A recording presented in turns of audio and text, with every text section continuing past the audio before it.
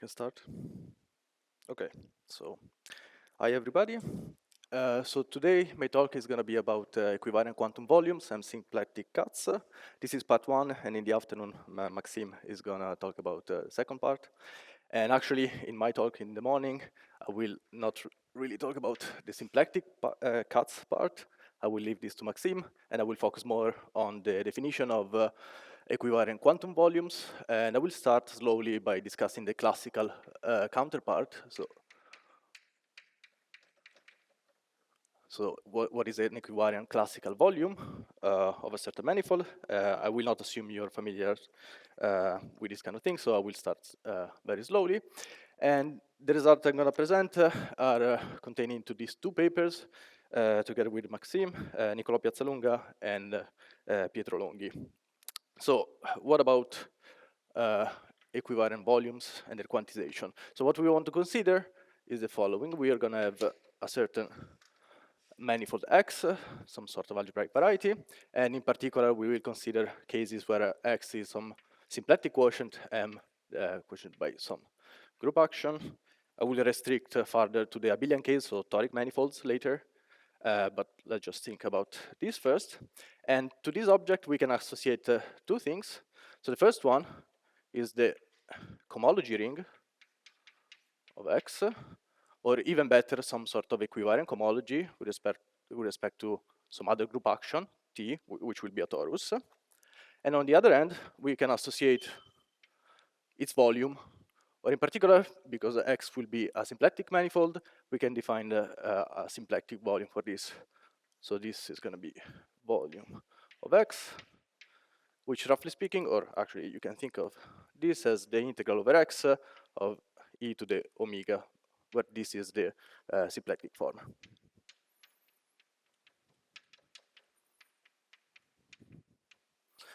So what I mean by this is that you have to expand this exponential, and then the integral will pick up the correct dimension for the power of omega.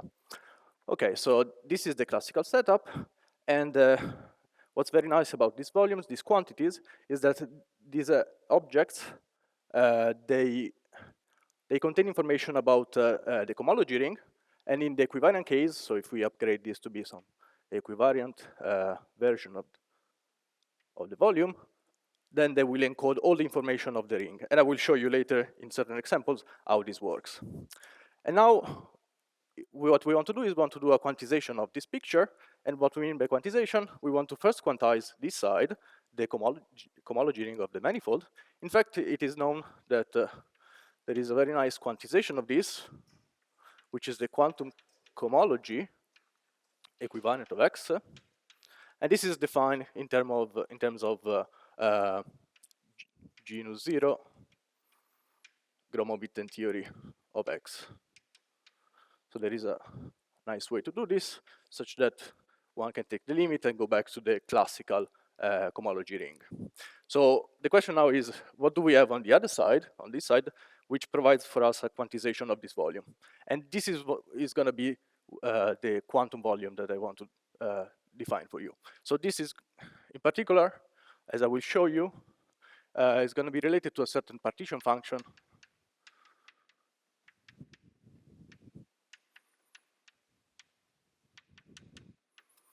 of 2D gauge linear sigma model with n equal to 2,2 supersymmetry on the disk. And then this partition function here will satisfy the property that it has a limit, a classical limit, which reproduces the equivariant volume for you.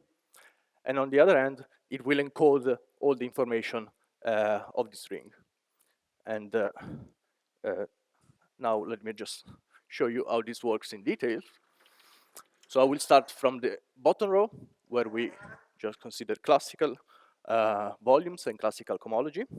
So let me start by defining what X is. So X as a symplectic quotient, M over G, is going to be defined as follows. We have a moment map, mu, which is a map from M into the dual of the Lie algebra of G. This describes how G acts on M. And once we have this moment map, we can use this to define this quotient as the following. So you pick an element t inside of the dual of the Lie algebra.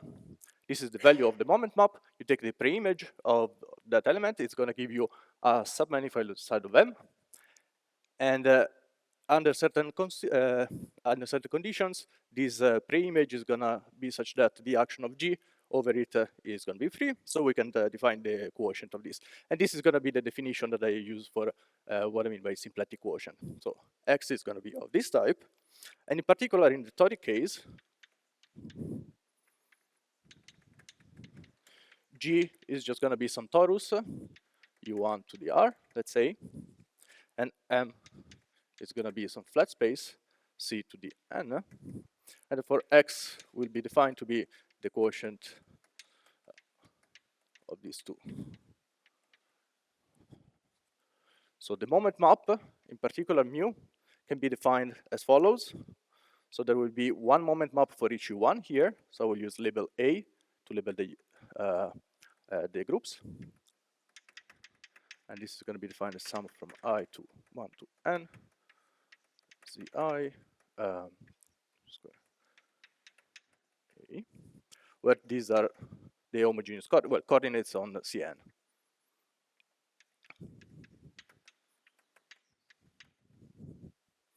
All right. So if we pick an element of the dual of the Lie algebra of this, this is going to be a vector Ta, and then we can take the preimage under the moment map and define the quotient as here. So this is going to define a toric manifold, as you probably already know this is well. This is so. Later on, we will also be considering a special case of this, which is the Calabi-Yau case. So Calabi, for which we need the first chain class of the tangent of X to be 0, and this is the same as requiring that the sum of the charges Qi A is equal to 0 for every U1 gauge group A. Okay, so an important remark that I should make at this point, so is the following. So the image of the moment map inside of the dual of the Lie algebra splits into disconnected components. They're called chambers. So we will have image mu going to be the disjoint union of chambers.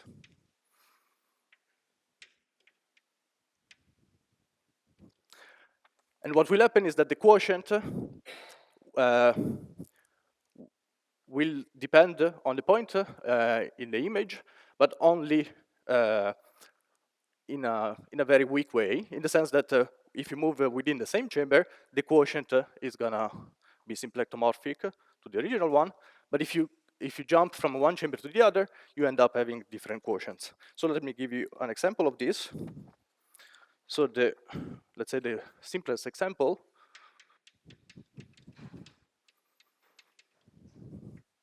is P1.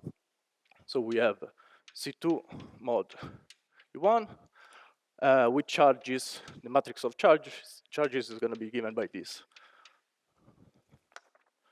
Okay, and the moment map mu of Z is just Z1 square plus mod Z2 square.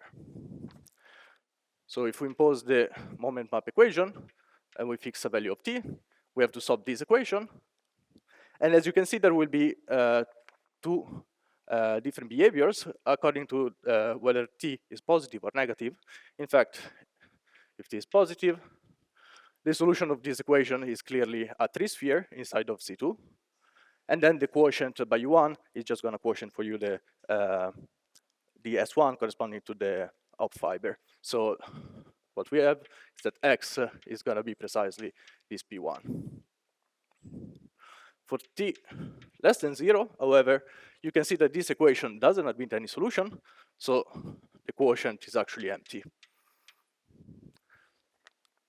So in in this very simple example, we have this pattern. The moment map, the image of the moment map is just a real line. There will be a special point, which is a singular point, 0. And then on one side, when t is positive, the quotient is p1. On the other side, the quotient is empty. Okay. However, as you can see, the sum of the charges is not 0, so this will not be Calabi-Yau. But it's a little bit nicer because this is a compact case. In fact, if you look at this equation, you can represent it as follows: C1 squared, C2 squared, and the equation will cut out for you some sort of hyperplane, and this P1 will correspond precisely to a U1 vibration over this interval, which you can see very easily. This is going to be a compact manifold. So let me show you now a little bit less trivial example. So this is example 2.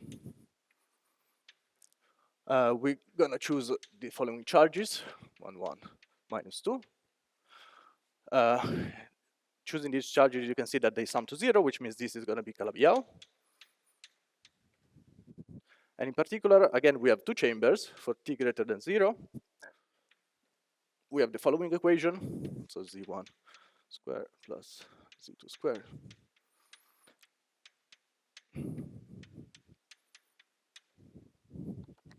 And let me draw a picture for you.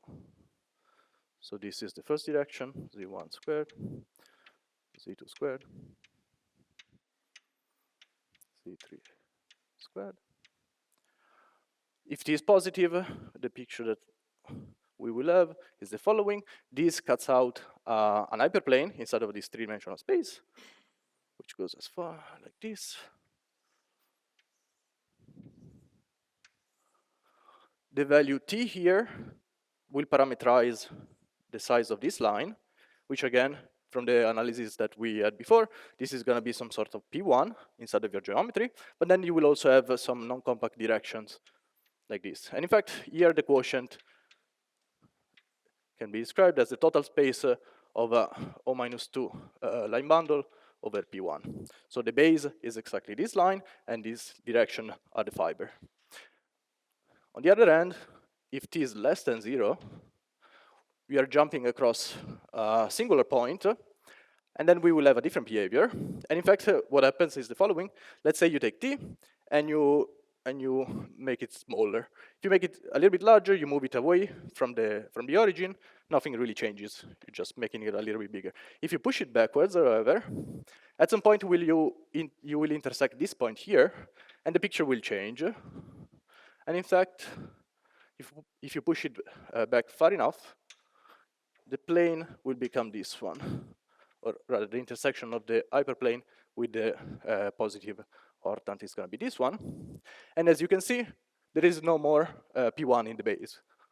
So that P1 has shrunk completely to a point, and then this is the new geometry. And what is the geometry?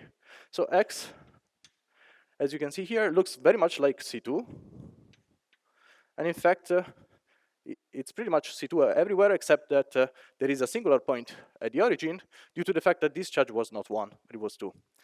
And in fact, the appropriate notion of what this is that of an orbifold, or better yet, the following, the Lineman for stack. So this is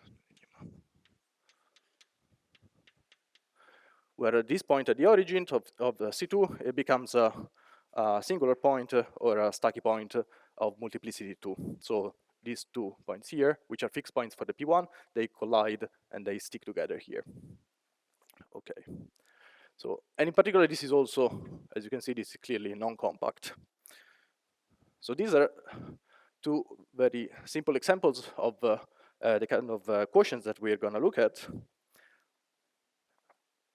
And let me define the volume for you now of this object.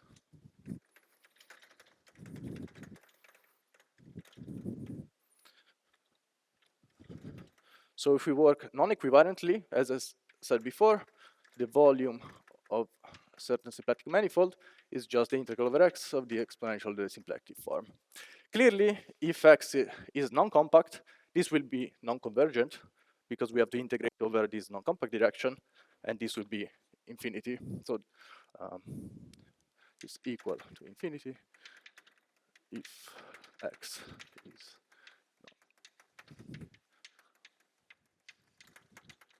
So how do we solve this problem? And the solution is to consider an upgrade of this volume, which is the equivariant volume. Equivariant with respect to what? With respect to the action of u1 to the power n on top of Cn. So we have this action that is scale each individual coordinate on the space before the quotient, and this will induce an action of u1n on our quotient x, and therefore we can define the following. So the equivalent volume of x will be defined by, again, integral over x or exponential symplectic form plus a correction, which is going to be of this type. So these epsilon are called equivalent parameters.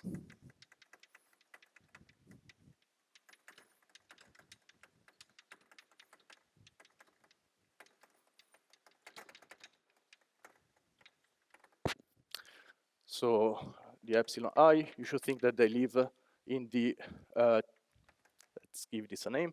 This is going to be T. They live in the T equivariant cohomology of the point. In particular, they all live in degree 2. And these HI here are the Hamiltonians, or moment map.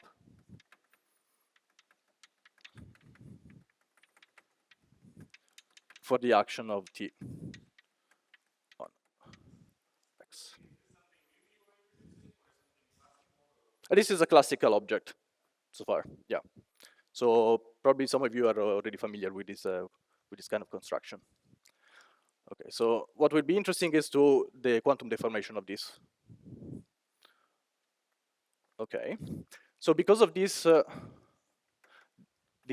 additional term that we have here, this term will make the integral convergent even when the manifold is non-compact, because as we go along this to infinity in this non-compact direction, this provides a regularization.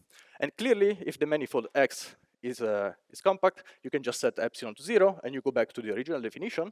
But if X is non-compact, you cannot really do that because of the reason before, which means that the limit for epsilon goes to 0 of this equivariant volume of X only exists, so this is less than infinity, if and only if X is compact.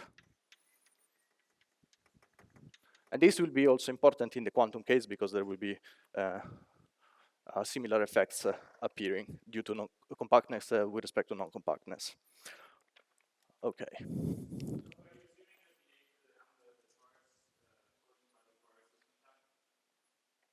Sorry, can you repeat that?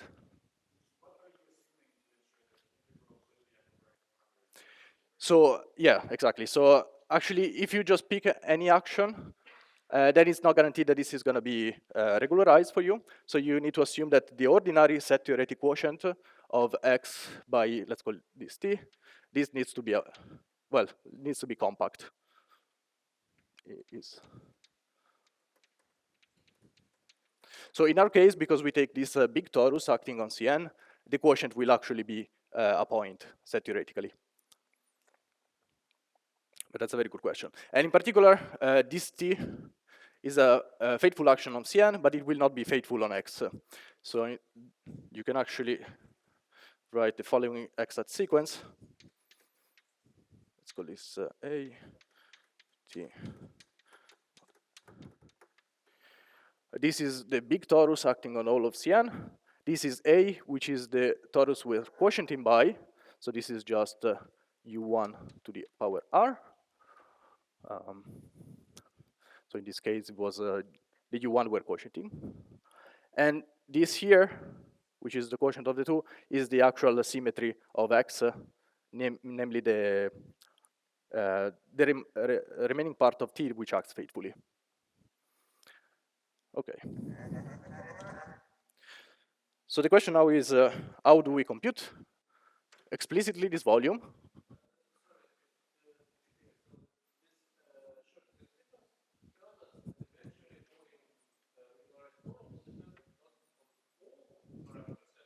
Exactly. Yes. However, we still work with all of t because it just makes the formulas a little bit easier to write. All right, so there is a nice intuitive way to compute this volume, the equivalent volume of a certain toric manifold X, which goes as follows. So essentially, we want to take this literally. So we'll have an integral over Cn of the product dz I wedge dz bar I, which is the when you expand this exponential of the symplectic form, you get this term. And then we want to restrict to the preimage of the moment map equation. And how we do that? We do it by introducing delta functions. So this goes from 1 to r. We get one delta function constraint for every u1 we are quotienting by. And this is going to impose the constraint that qia square minus t a. So that this is equal to 0, meaning exactly the type of equation I wrote above for you. And then we have the correction term that makes everything convergent, which is the following. So here I substitute explicitly this Hamiltonian I as a corresponding the module square of the coordinate. So these are the moment map equations. They're implemented like this. So this is moment map.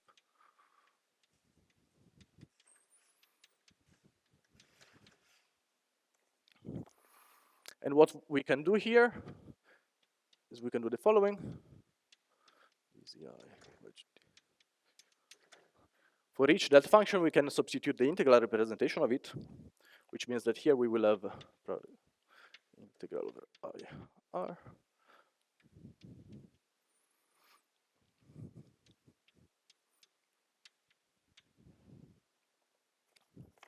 And then some big exponential of the following, I square.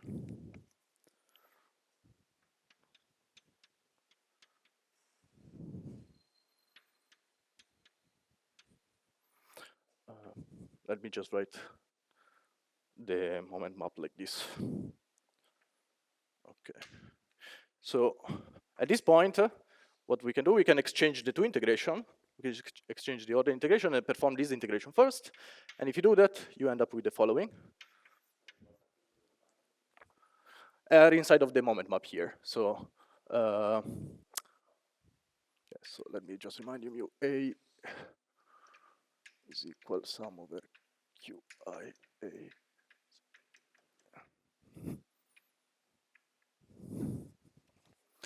And you can just plug that in here. Okay, so if you do this, you will end up with this integral over this new variable phi a exponential of phi a ta divided by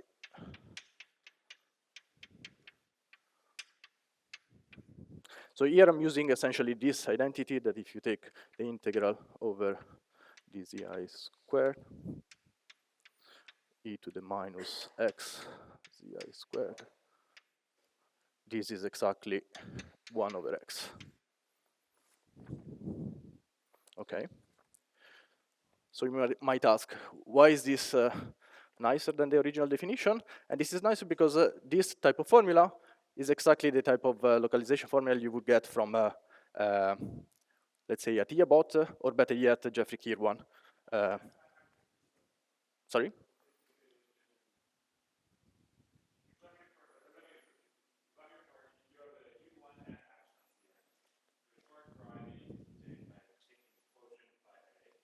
Mm-hmm. Exactly. Well, with respect to the full original torus, and remember this will contain also partly A, so there will be some redundancies.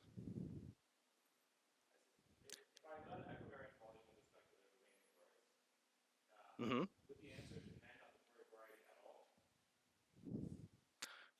Yes, it will. Okay, so that's the difference. So let me just tell you. So these epsilons are equivalent parameters for the big torus T, and you can think of this phi as the equivalent parameters for the small torus A. But the difference is that we are only integrating over phi's, only integrating over here. So integration with respect to the equivariant parameters of A implements the quotient, but here we are not integrating over the epsilons, which means we are not quotienting by the full T. If you also integrate over these epsilons, then you will actually implement a double quotient. So you will end up with something very degenerate. All right. So as I was saying, this type of formula is a kind of like a fixed point formula. And the point is that when we did this operation of exchanging the contour, this was not really very well justified. And in fact, there is a price we have to pay. And the fact is that this new integral here will have a more complicated contour of integration. And the way to fix the contour in order to get the correct answer is to use the Jeffrey-Kirwan prescription. So there is a theorem that is by Jeffrey-Kirwan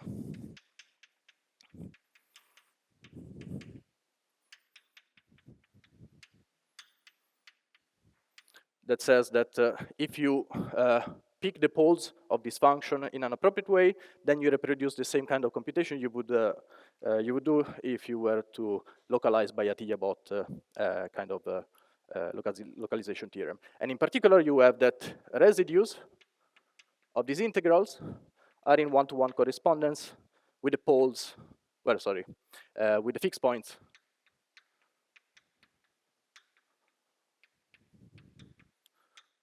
of the T action. So to every pole inside of the contour, so the residue that you're going to pick, there will correspond a fixed point contribution in the localization formula. So maybe this is a little bit abstract, so let me give you an example. So something like that to make everything more explicit.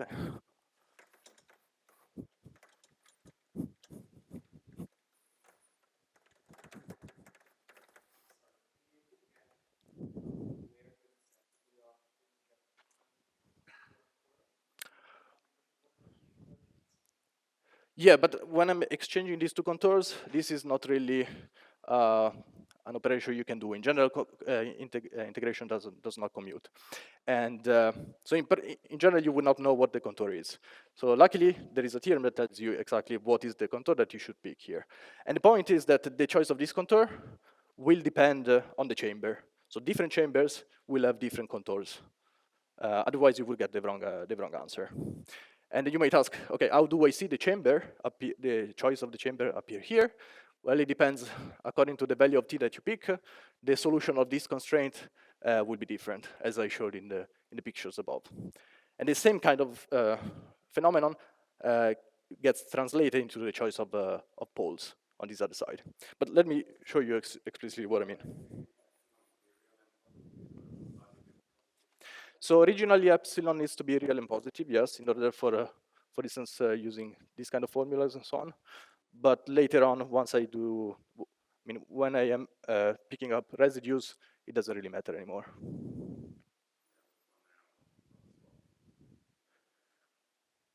Yeah, so, but that's precisely the point. If you don't really know about all the regions of the parameters, then it becomes complicated to figure out what this integral is going to be. And that's why we need these kind of theorems. Okay, so let's go back to the one of the first examples.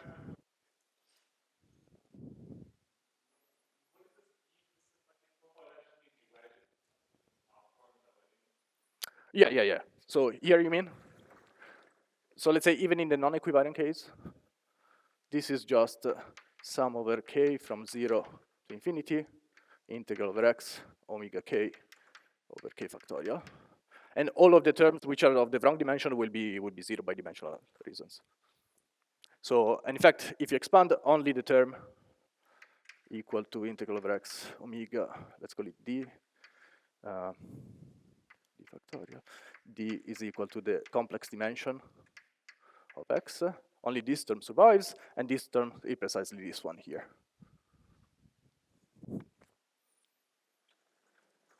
Yeah, thank you for the questions. So as I promised, let's look at the example. We have P1 again.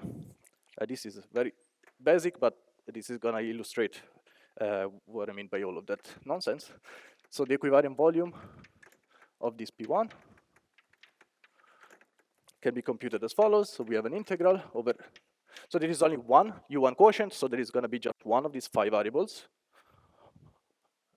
Phi t divided by epsilon 1 plus phi, epsilon 2 plus phi.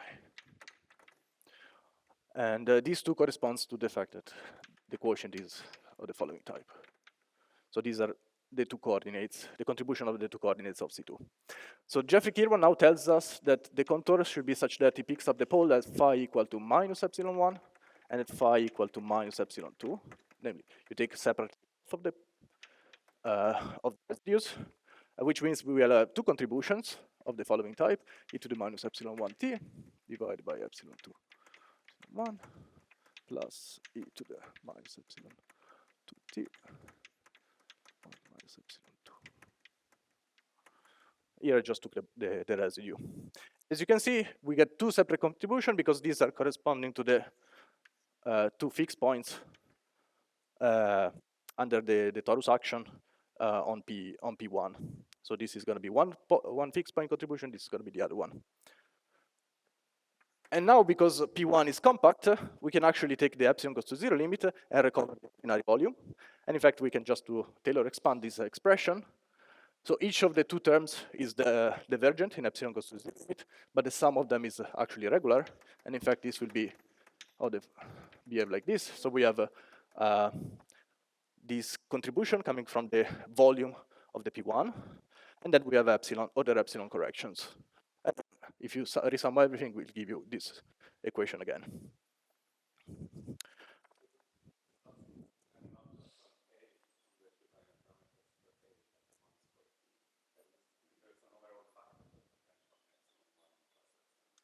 Yeah, so this is the issue with regards of the ineffective action with respect to the actual effective action. So only the difference of the two parameters is gonna be the parameterizing the true symmetry. Yeah, because of these terms. Well, not quite, but it's not a big problem. The problem is that this term here is not fully equivariant. You could do an equivariant upgrade of it, but it doesn't really give you anything more. But in particular, if you just look at these terms, they will correspond. So in this picture, you will have a tangent space or the normal bundle at the fixed point, and this is the equivariant weight of the torus action on at this point. And at the other point, you get the other weight because the action is inverted. Okay. And well, let me just complete the example. Here I was assuming T positive, as I was discussing earlier. In the case T negative, the volume is just 0.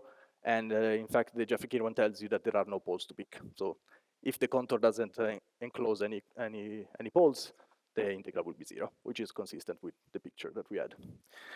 But this was a compact case, so everything was nice in this limit. But let's look at another case, which is non-compact. So if Q is equal to 1, 1 minus 2 as before, and we assume T positive, then the equivariant volume of this O minus 2 bundle over P1 is going to be given by integral over the phi e to the phi t, epsilon 1 plus phi, epsilon 2 plus phi, epsilon 3 minus 2 phi. And if you do the Jeffrey Kirwan prescription appropriately, the poles are again this one and this one. So phi equal minus epsilon 1 and 2. So just, sorry? Oh, sorry, this is epsilon 3. Yes, thank you. So now you have to take the poles at this, when this vanishes, and when this other denominator vanishes, but not this one. And if you do that, you end up with this other function.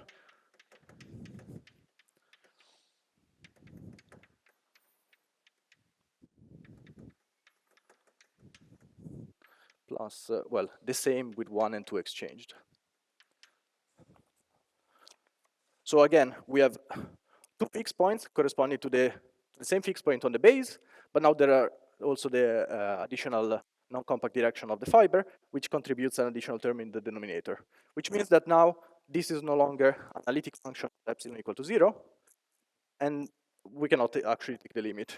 And in fact, taking the limit of this expression or even expanding as a Laurent series is not a well-defined operation because having 3 parameters, the expansion will depend on the order of if you expand to epsilon 1, epsilon 2, or vice versa, and epsilon 3, and so on. So roughly speaking, what you will end up with is something like this, t over epsilon plus t squared plus corrections. However, the coefficients in front of these terms, they will not be, there is no canonical way to define this limit or this expansion, and therefore this expression that I wrote here doesn't really make sense. And that's precisely because the manifold is non-compact. There's no way of regularizing this limit. And on the other hand, you can do the same computation for t less than 0. In that case, the Jeffrey-Kirwan prescription tells you to take not these 2 poles, but this other pole, which actually counts as a double pole. Well, not really a double pole, but it's a Stucky point of multiplicity 2. And you get a different expression, which, however, is also non-analytic at epsilon goes to 0. Okay. So, questions about this?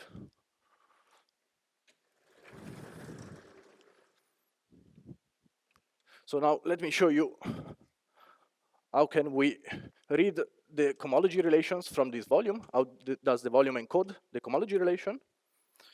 And it goes as follows. So we define the operators. So define, these are called divisor operators, di equal epsilon I plus qia ta. And they are defined in such a way that there is 1 for each toric divisor of x, and they have the property that if I take di and I act on the volume, on the equivariant volume of x, this is gonna give me the integral of x e to the omega minus epsilon h, together with insertion of the Poincare dual class of the corresponding divisor, di. And by some general ideas, then this becomes the same.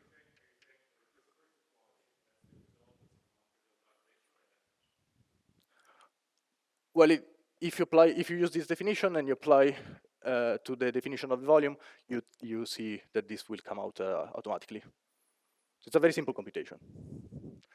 And this will become exactly, well, let me just rewrite it. Integrating together with the Poincare dual class of the divisor is exactly doing the restriction to the divisor, which means this will become the equivariant volume of the divisor itself. So this is what it means to define these operators. And we can use these operators to implement all the cohomology relations, because intersection of divisors, they basically tell us about the intersection theory of x, and that is equivalent to knowing about the cohomology relations. So again, let's look at that example. If you look at O minus 2 over P1.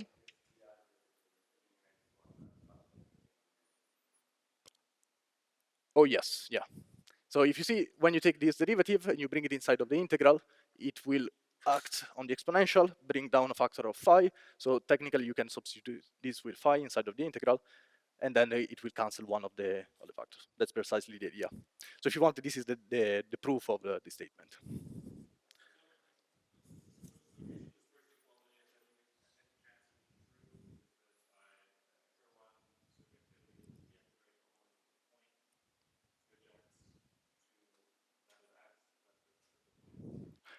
Essentially, yes. So you can compute the relation in the cohomology ring using Kirwan surreactivity, and then using the fact that these operators implement intersection of divisors, then if you have that divisor do not intersect, that will give you a relation in the cohomology ring. So in particular, in this example, we have that. Mm-hmm. Yeah. This one, yes.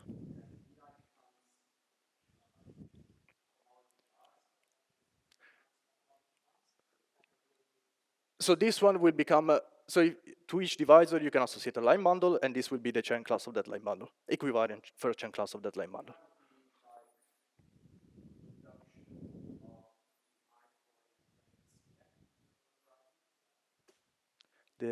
Yeah, exactly.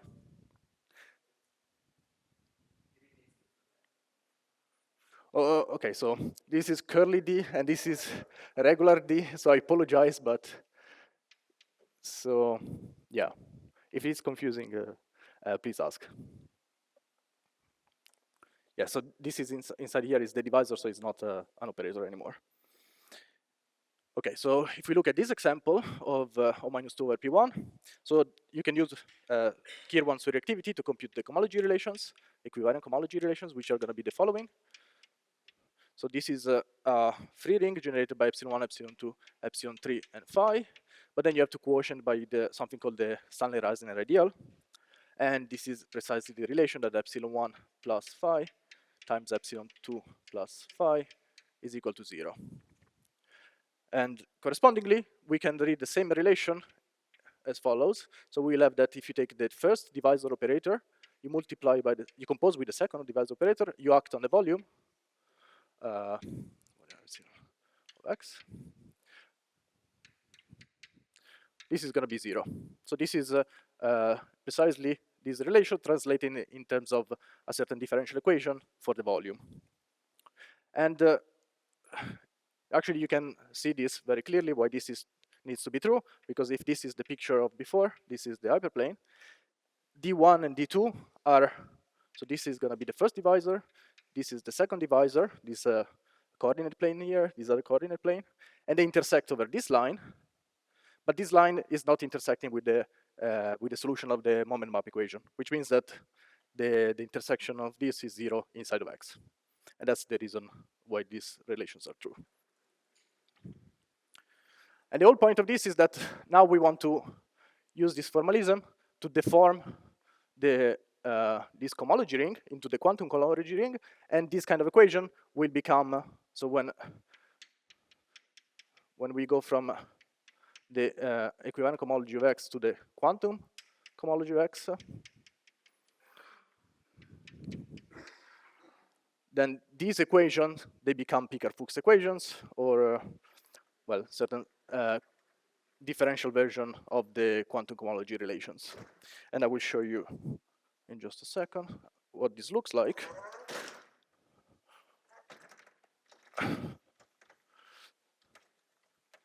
So now we are ready to answer the question, what is the object that gives the correct quantum version of the equivalent volume? Yes?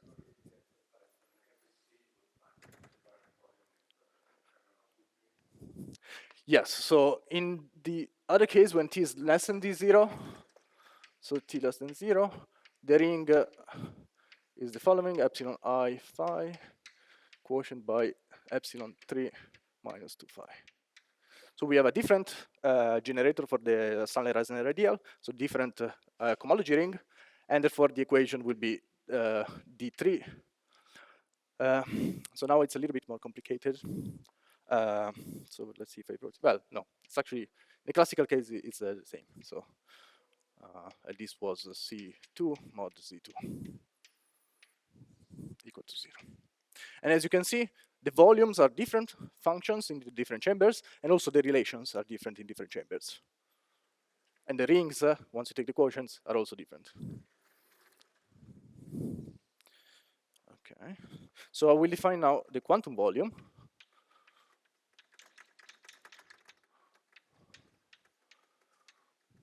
Or quantum equivariant volume. And as I said, this is going to be a certain partition function of an n equal to 2,2 theory on D2 on the disk. And formally speaking, what we kind of want to define is the equivalent volume of the space of maps from D2 into our manifold X. But this is just an intuitive picture because I don't want to go through the definition of this moduli space. Well, Well, there are already definitions of these definitions in terms of quasi-maps or whatever you want, but I don't want to go through that construction, otherwise I will end up with just Gromov-Witten theory, right? What I want to do, I want to use physics to tell me what the answer is. And physics is going to tell me that there is a certain partition function, which I can obtain by on the disk, and it's going to be of this form. So let me just write it for you. I'll write the formula and then I'll tell you all the ingredients, what they are.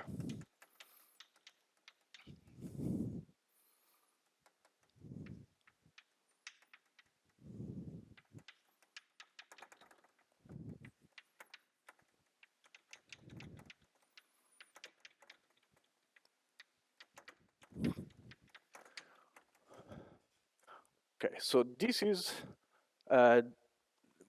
the definition that I will take for my equivariant volume, equivariant quantum volume. As you can see, the integral is very similar as before, except that whenever I have a denominator x, I send it to the function 1 over lambda, gamma of x over lambda. And the reason is that a supersymmetric localization tells me that these are one loop determinants for the chirals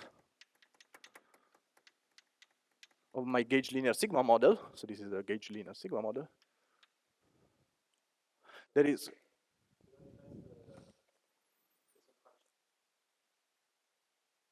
sorry, can you repeat?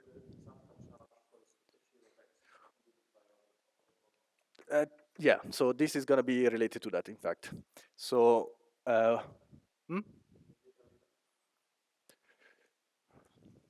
literally, I'm not sure.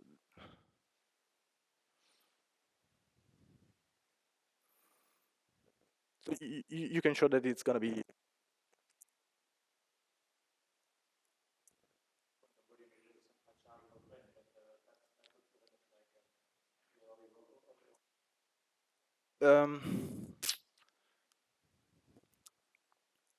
So the way I think about it is that you can. The central charge is written as an integral over x together with a certain appropriate insertion of classes, which are, and then you can show that it's going to have a Mellin-Barnes representation of this type. But maybe.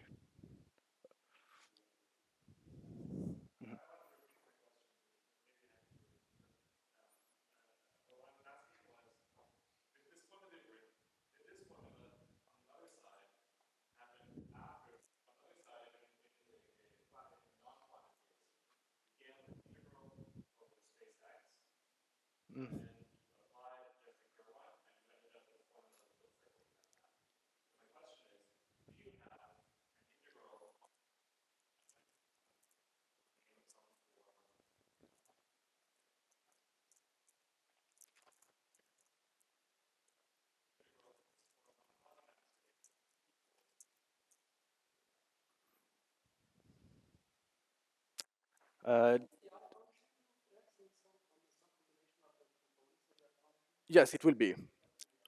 But I didn't. I mean, there might be. I just don't know how to. So it depends also on the definition of the modular space and so on and so forth.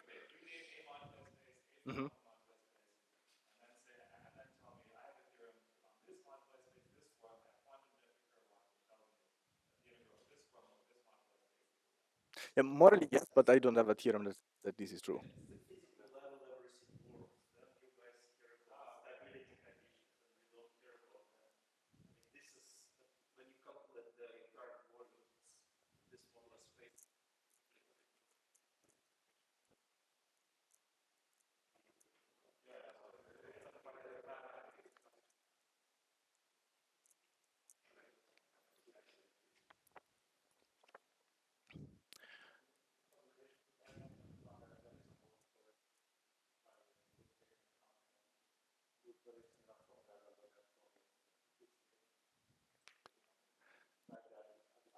Mm-hmm.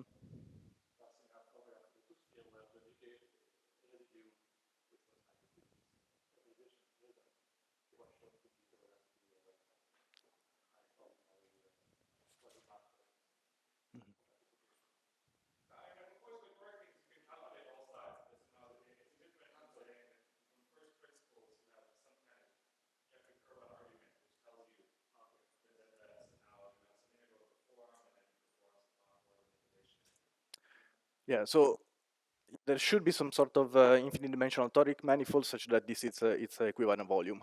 But yeah, I know there are works of Kapranov on toric arc schemes that might give you the correct definition of the modular space. But then again,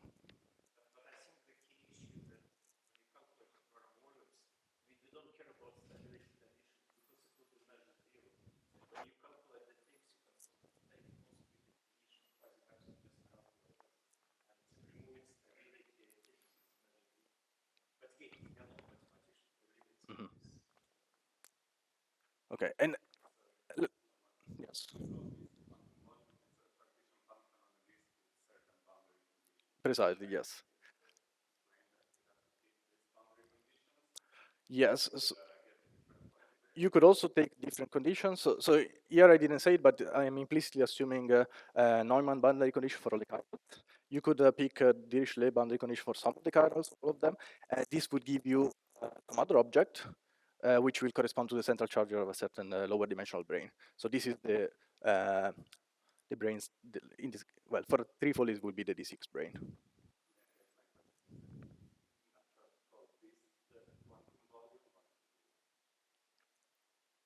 They're going to be related to the quantum volume of a certain submanifold of X.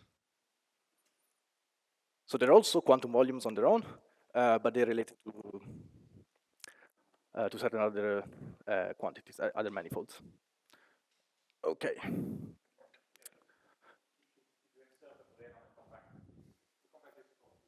Mhm.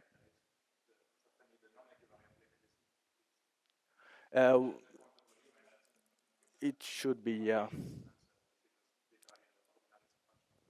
It should be, yes. Mhm. Yeah. The idea is that we want to work fully equivalently in order to regularize all the issues with non-compactness that arise in the usual computations. Because of course, if you can do the computation for compact manifolds, everything I told you will reproduce what people already know very well. Working equivalently will tell you, okay, whenever the limit does not exist, you will have some ambiguities, and this is giving a way to resolve the ambiguity in a canonical way. And then you have to make sure that, I mean, the way to track the information that was already known, which I will discuss in a sec.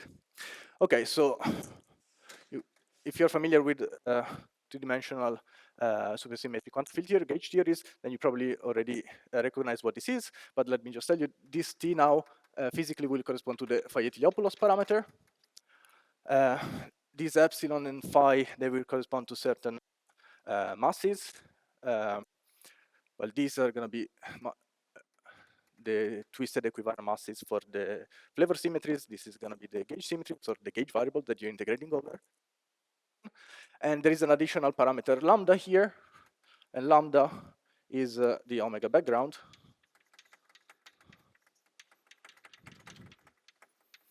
On the disk D2. And you can think of it itself as being a parameter for the action of a certain U1 that rotates the origin. All right. In particular, if you use this formula, you can see that you can take the limit in this direction when lambda goes to infinity, and you reproduce precisely the classical behavior. So lambda goes to infinity corresponds precisely to the, well, physically is the large omega background limit, and mathematically will the class equivalent volume. And the same will be true for the cohomology, the quantum.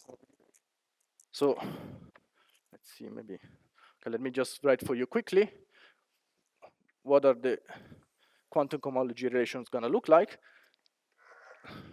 So from the physics point of view, you can derive them in terms of certain worded entities for this partition function. And concretely, they will look like this. So there will be a certain set of operator LA, one for every quotient. There's going to be a product for I such that QIA is greater than 0.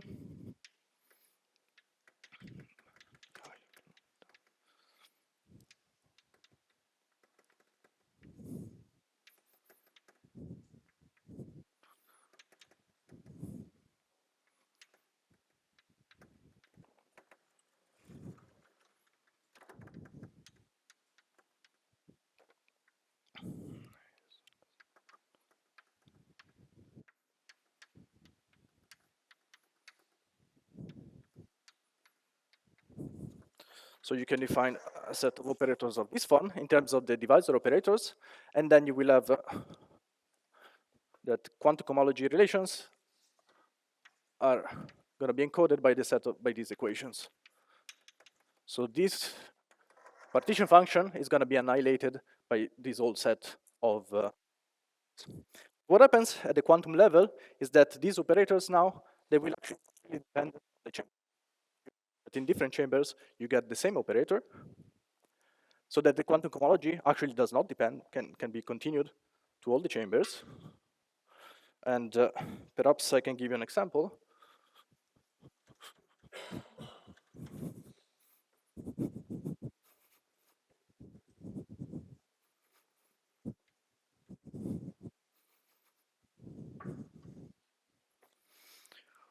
Okay, so we go back to the case of this local P1. So again, O minus 2 over P1. The equation is of this form, d1, d2 minus e to the minus.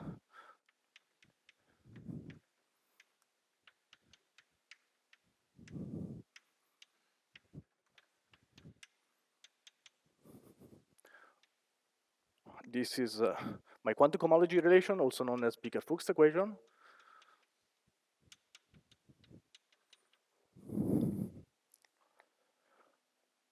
And now what you can do, you can show, first of all, that f defined in this way satisfies this equation. And then you can compute f using the Jeffrey-Kirwan prescription, or better yet, some sort of quantum version of Jeffrey-Kirwan here that picks up the poles from these gamma functions. And if you do that, you end up, well, you can do it in both chambers, both for this and C2 mod Z2. And the statement now is that you can actually check explicitly that f disk for t greater than 0 is going to be the same f disk for t greater lower than 0. This is a very non-trivial factor. In fact, you need to use some identities for hypergeometric functions. So on this side, this, roughly speaking, can be expanded as a sum over certain degrees of e to the 1/2 dt. On the other side, this one you can expand as a sum over d e to the minus dt. So the expansion parameter, you see, so these two series are not even convergent in the same region. However, once you resum them, you can do analytic continuation, and you end up with this identity. So a very important fact is that while classically the volumes were different functions, at the quantum level, they end up being the same on both chambers when you jump across these wall of singular values. Okay, and I think I'm running out of time. So let me just tell you the following. There is an algebraic way to construct solutions to those equations of the Picker-Fuchs equations. And it goes as follows. You start with a classical solution, by which I mean a solution of the classical homology relations. So let's say you take, for instance,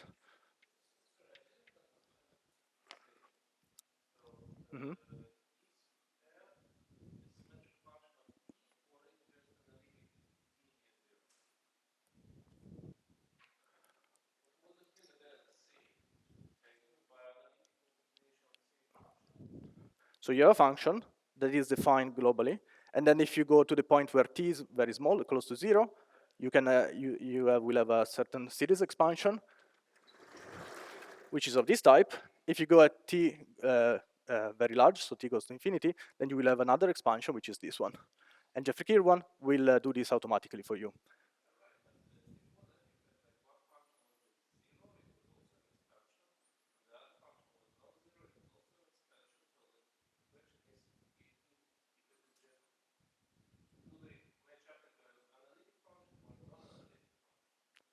Ah, okay, yeah.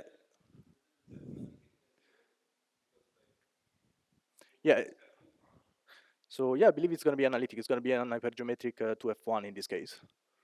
Well, in the other case, you have to put beside theta function, so it's not going to be nice. Yeah. Okay, so Suppose we start with a classical solution, for instance, for any, let's say, compact cycle C inside of X, but actually even non-compact will work. You can define the equivariant volume of this, the classical one. So this is going to be a solution of the classical cohomology relation. And then what you can do, you can define an operator, yet, let it act on this, and this will give you essentially a certain solution of the quantum cohomology relation, which I will call pi of C. So this here is a solution of classical cohomology relations, and this is a solution of the Picard-Fuchs equations. And this operator I, we call it the Giventhal I operator, which is defined as follows. So this is sum over D. So these are certain sum over over a certain lattice or a half lattice, which depends on the choice of chamber. Then you will have. So let me get the formula.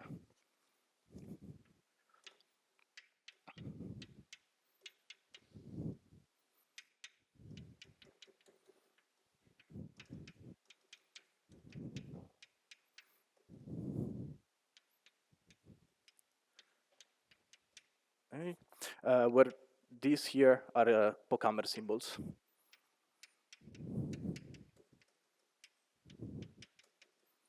So ratios of gamma functions. So there is an operator defined in this way. The sum here depends on the chamber, and once you pick the chamber, you can let it act on a classical solution, and it will give for you a quantum solution. And in particular, if you choose C being exactly X, this will tell you that you can obtain the following theorem. It tells you that f disk is equal to the I operator acting on integral over x e to the omega minus hi together with a certain insertion of a class, which is the gamma class of the tangent. And this is the connection with the formula for the central charge of the brane.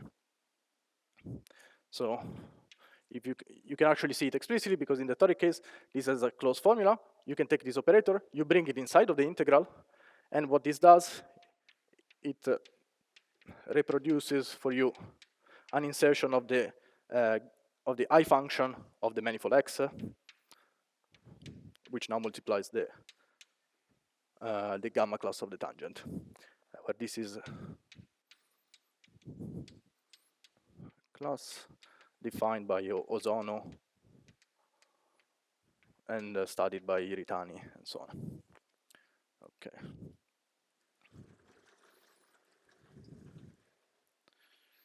Okay. So to conclude, because all of this story was about finding formula for the quantum volumes, and this should, as a function that encodes a relation in quantum cohomology, that this should know something about the genus zero Gromov-Witten theory of X. And in fact, you might ask, can we recover Gromov-Witten invariance in genus zero at least from this function f? And the answer is yes. And what you have to do is you have, however, to take the non-equivariant limit, which we know is not going to be well defined in a non-compact case. So we're going to do the following. We take the equivariant function. If we find a way to single out the singular part of f and remove it, then this will be regular and we can take the limit. And of course, as I mentioned before, this is not canonical way. There is no canonical way to do this. So you have to find you have to make some choices in order to do this. But once you do this, then this limit will exist. And what you can do, you can identify this with the following combination.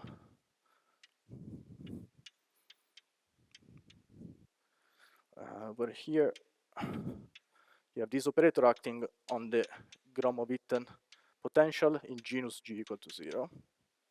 So this is the Matone formula.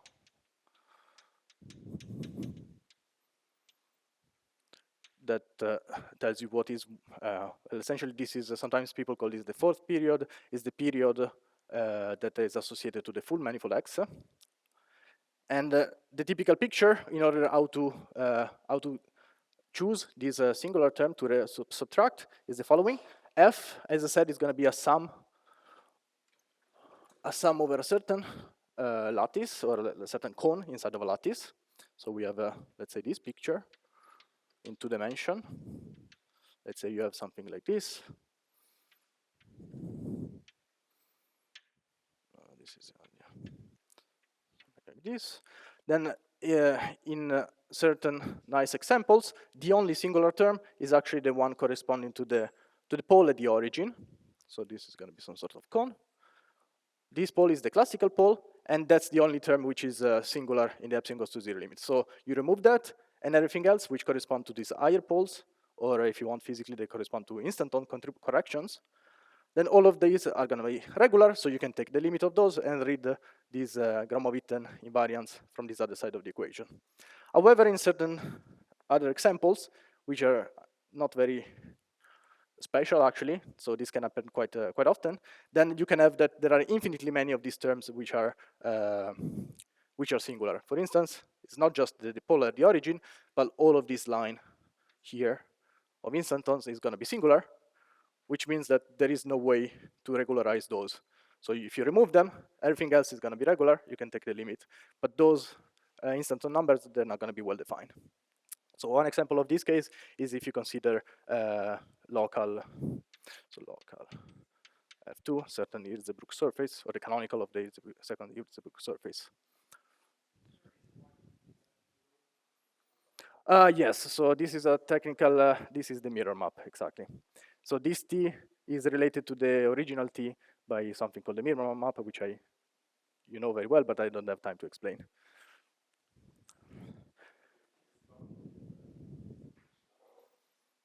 This cone, this is an integral lattice dual to the Keller cone. So essentially, it's going to be the Mori cone of the variety. So in the smooth case, these are just integer points. For the case of toric stacks, the points might not be integer, but I would have to. I mean, we didn't do the analysis there. It's probably known already, of course. Okay. So this was just a way to tell you how to recover closed Gromov-Witten invariants or closed string invariants out of all of these functions. Maxime later on will tell you about the open string counterpart of this. And yeah, and I think I will conclude now. Okay, thanks.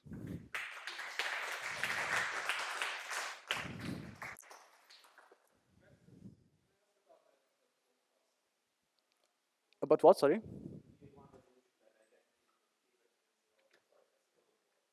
Yeah, this one.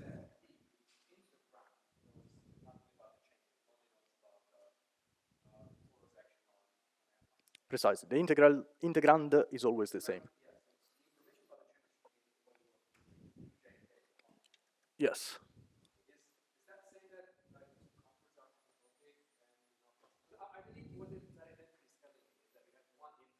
Mm-hmm.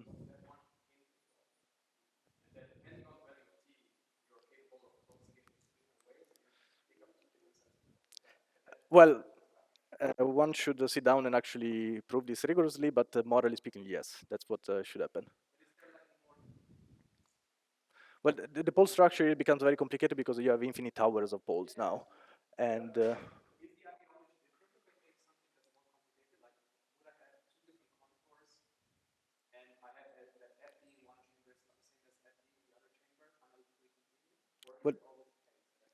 well, that's what I would expect, but the point is that I don't know how to show this in general. So far, what we have been able to do is you look at an example, and you compute both sides, and then there are some identities between generalized hypergeometric functions that tells you that they're the same. But supposedly there should be a way to prove this generally.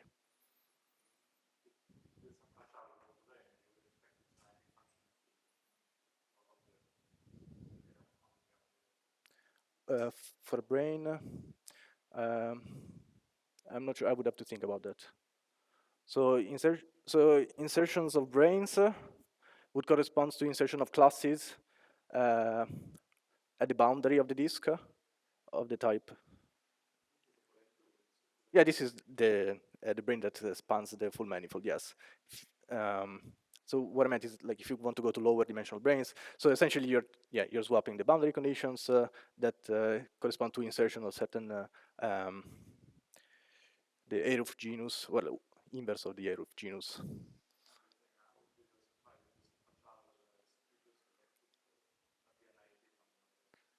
Yeah, the answer is that I don't know because I didn't think about it, but probably yes. Mhm.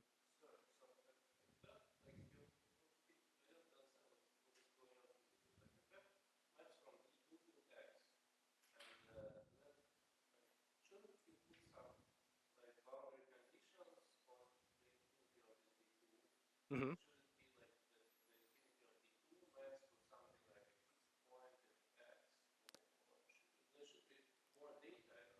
So if you actually want to construct these modular spaces rigorously, then you have to impose all these conditions of what happens at infinity, for instance. There are constructions by Solomon where he has a model for these kind of maps in terms of vortices, and then there is some condition that at infinity, these vortices need to have finite energy so that they restrict to a certain sublocus, whatever. Um, so we want to bypass all of that and just use a supersymmetric localization. And in the physical theory, you are imposing boundary condition for the chirals, and the condition I'm choosing are I'm imposing normal boundary condition for all the chirals.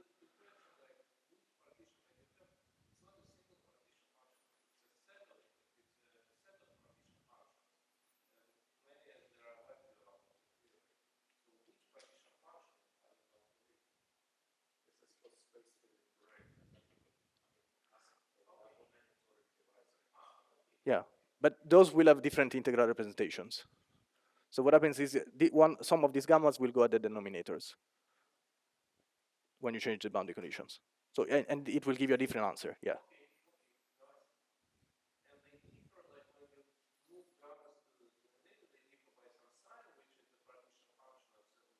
At the boundary. Yeah. Yes.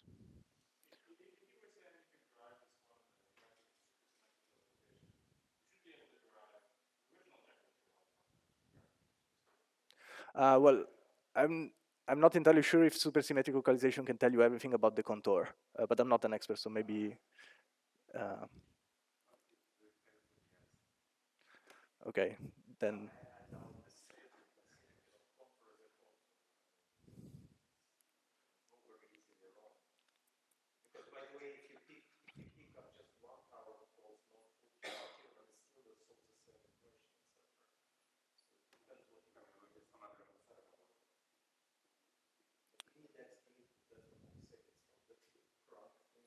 Yeah. So yeah, maybe I should also say that this definition of the contour here. So we give a prescription for this, such that we get the correct relations, but. No, well, at least I don't know a way to derive it from first principles. There is a way that gives the correct answer, well, the answer that we want. Oh, yes. That's actually, it's quite simple in the sense that if you know the classical Jeffrey Keir one, then for every pole, every classical pole, that pole becomes a tower of poles because you have a gamma and you take all of them. Yes. Oh, sorry, can you repeat what? Indeed, yes. Yes, so if you look at the local P2 case, you have gamma of epsilon. Let me put lambda equal to 1, it doesn't matter. Epsilon 1 plus phi, gamma of epsilon 2 plus phi, gamma of epsilon 3 minus 2 phi. And then you take all of these poles for T positive. Yeah, well, okay, yes.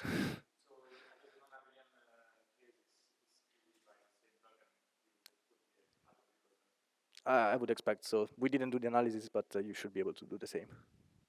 Well, actually, if you just care about, so what becomes more complicated there is the choice of contour, which we didn't study.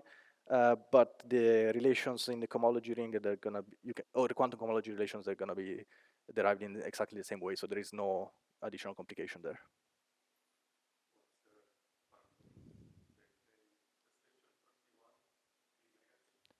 For P1, anti-negative, no poles. So you pick up no poles, and the integral is 0. Okay, so maybe I should say this we know how to do only for the Calabi-Yau case. For P1 is not Calabi-Yau, and not really sure what happens there.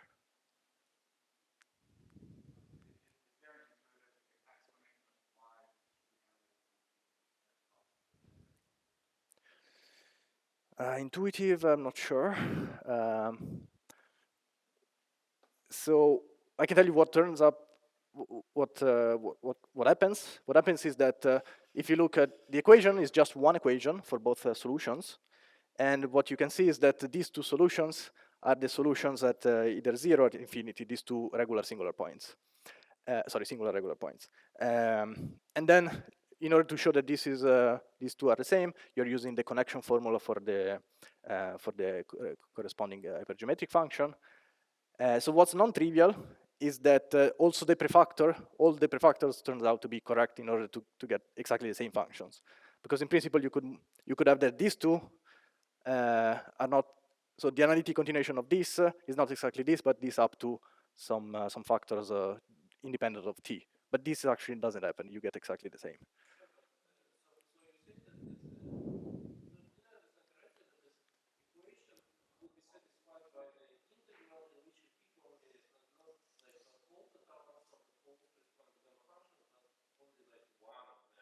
No, I didn't say that, no.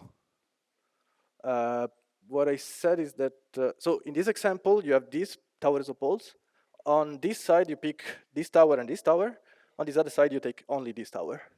And then they are the same. And they satisfy the same equation. Yeah, there would be other solution corresponding, for instance, to branes. The number of solution correspond to the number of fixed points, counted with multiplicity. What do you mean?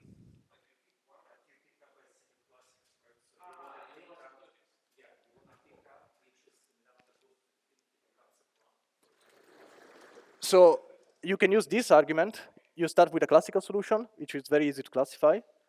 The number of classical solutions are labeled in one-to-one corresponding with fixed points. You act with this operator, and you get the corresponding quantum solution. But also the point is that the number of fixed points is the same in both chambers, if you count them with multiplicity. So it turns out that there are different solutions. Well, if you just look at one point, then it doesn't analytically continue. If you combine them in an appropriate way, then you can continue them.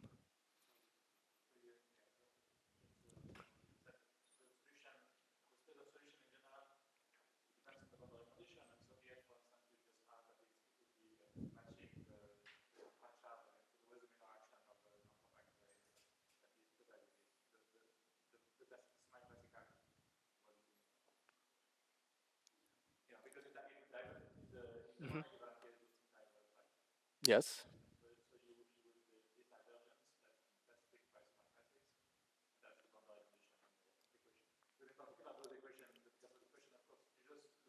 Yeah, those are regular in the epsilon goes to zero limit. Mm-hmm. Yeah, but that's exactly the same as number of fixed points because it's counted by the Euler number, right?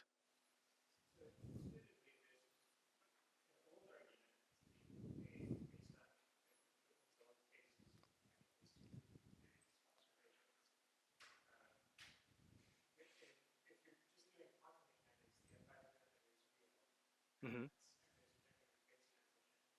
Mm-hmm.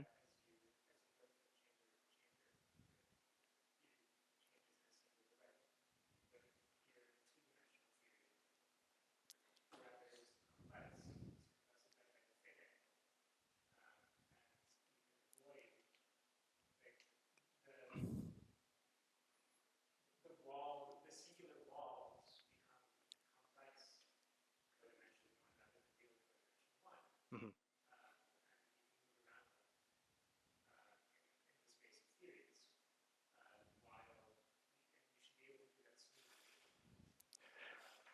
So yeah, you can go and look back at those papers by Witten, and he does essentially claims the same, but for the instanton contributions. For the semi-classical term, there's gonna be in the non-compact case there's gonna be some issue. So he also needs to correct the semi-classics by hand in order to get the correct answer on both sides.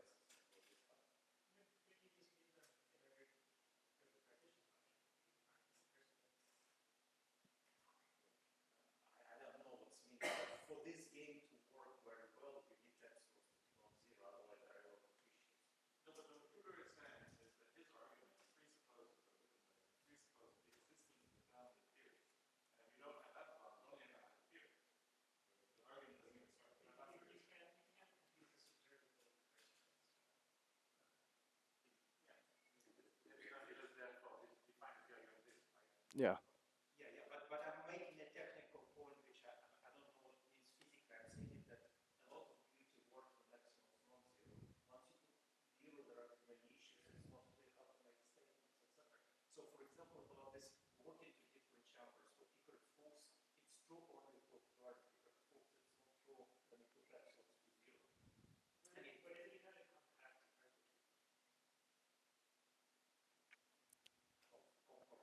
Yeah, well, yeah. So the problem is there is one issue is that the compact toric is not going to be Calabi-Yau, and we're not sure how this argument works for the non-Calabi-Yau case. But they're not going to be toric, and so you probably can generalize this to those cases. I don't know the answer, but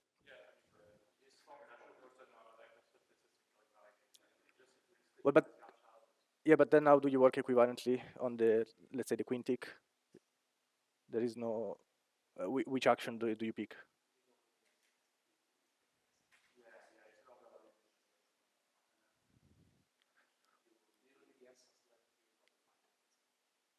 Oh, okay, yes, yes. But then what I'm saying, okay. Mm. Well, so if it's compact, however, you don't need to do all of this because no need to work equivalently. Sure.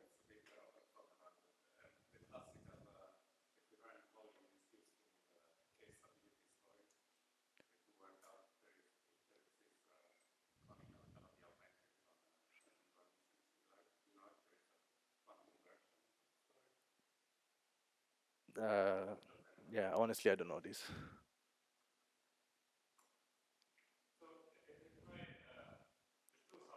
Hmm.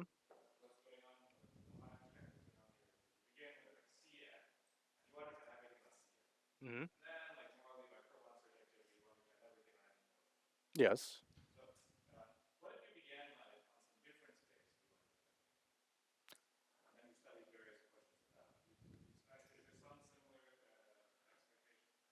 Um, so the honest answer is that I don't know what happens outside of the Tori case. So this originally we didn't expect this to happen. We just studied the Tori case and we observed this, and then we can kind of see now why this happened.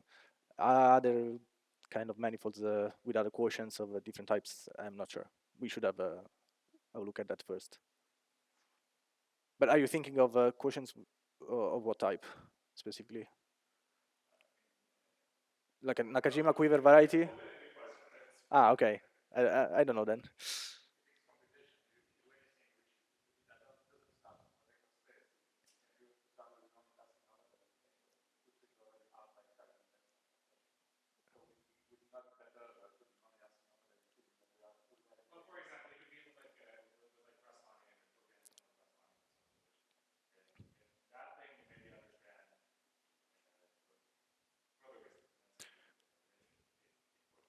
Yeah. So as I was saying before, those cases are going to be some non-abelian GLSMs. You can do the same. You can set up the thing. I'm not entirely sure how to generalize the construction for the contour. There's probably is a way to do that. Once you do that, you can start analyzing what the answer is. And for the Calabi-Yau case, well, like the Grassmannian is not going to be Calabi-Yau. If you take the cotangent of the Grassmannian, okay, yes, but well, I'm not entirely sure what the expectation there is, but possibly it will work there as well.